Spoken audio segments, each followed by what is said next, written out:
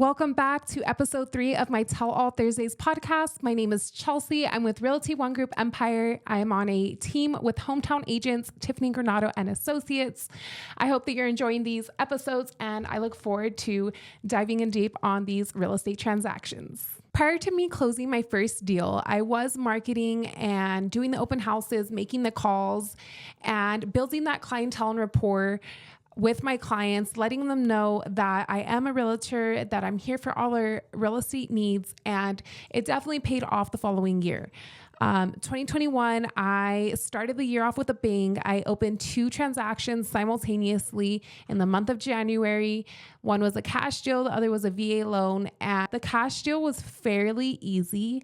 I only showed her a couple of homes up here in the high desert, Oak Hills area, and it didn't take long for her to find the one. Her priority was finding a property with acreage and allowing her horses to have the space that they needed.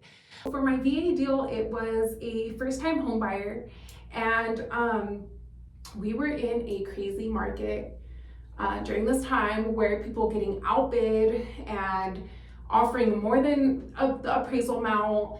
They were literally fighting over housing.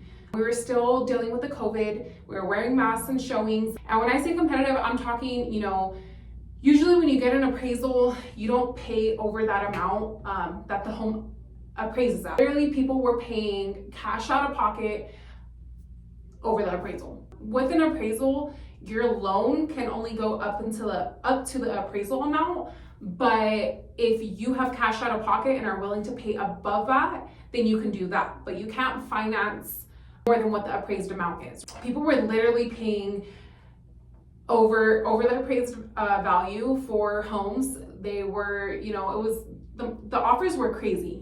Sellers were literally blessed in getting thousands of offers. You had to be unique. You had to be creative in your deal for it to stand out and for your seller and for the seller to even consider it. So for this VA first-time home buyer, with VA loans, it's 0 down, but you do still have your closing costs. So lucky enough, this VA buyer did have funds in order to pay for their closing costs. So just for an example, like if the house price is $350, your closing cost is going to be 3% of that, which is $10,500. So that's the amount that you would need for your closing in order to, to close the deal. So what we did to make the deal look a little sweeter, we increased the initial deposit, which is usually 1% of the purchase price. So if you're buying a $350,000 home, usually your first initial deposit, which is the EMD, your earnest money deposit, is going to be 1% of the purchase price. So it's going to be $3,500 if the house is, $350,000. So for this deal, we let them know hey, this is a serious buyer. They're willing to put $5,000 down for their deposit. This money is going to be in the escrow account within the first 3 days of opening escrow. And just to take this client seriously, along with shortening contingencies, inspections, and we actually, on one of the offers that we ended up putting in, we literally offered all of the closing costs, like $10,500 down for the initial deposit, and we still got beat out. The house that they ended up on, we didn't offer that much on that one. We took it down to $5,000, so it was a little over the 1%, but not as much as that last offer that we had did. Another thing that we had to do was waive the home inspection, which means that included with our offer, we had to write up a CR, which is a contingency removal of the home inspection. So you have multiple contingencies. Your inspections is number 1, appraisal, and you have your loan, right? So those are the 3 main contingencies within the contract that are pretty standard. And just off the bat, to make our offer stand out, we had to opt out of the home inspection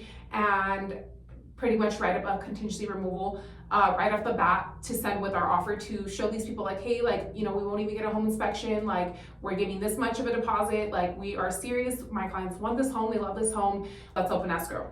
We ended up doing that, and by all means, I had to prep my client hey, I would never recommend my clients to not get a home inspection. It's the most important thing you can do so that you know what you're buying. It's peace of mind that the buyer gets to know in depth from roof all the way to crawl space, if there's one, of the home, right? The whole structure and bones of the house. That's what your home inspection is going to cover. I told them, look, you're taking a risk by not getting one.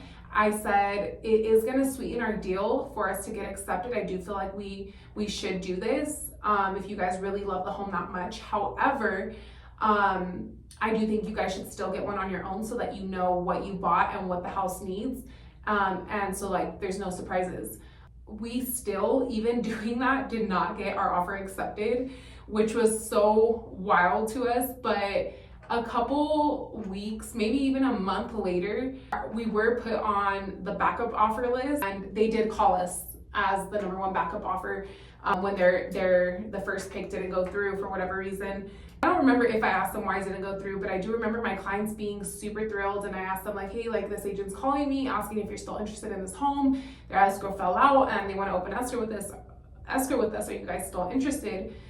And they were thrilled. Honestly, they loved that house. They wanted it, like, you know. So we ended up opening escrow. It was definitely good news that we got this call back, because we were struggling trying to find the one, viewing homes left and right, and we were just getting bid out one after another. And you know, my clients were getting a little bit discouraged because our offers were just getting bid out, but we were doing everything that we could in order to make our offer look appealing, considering, you know, I mean, my clients weren't asking for any closing costs. They didn't have a down payment because they were a VA loan. It was a pretty clean deal. They had good credit.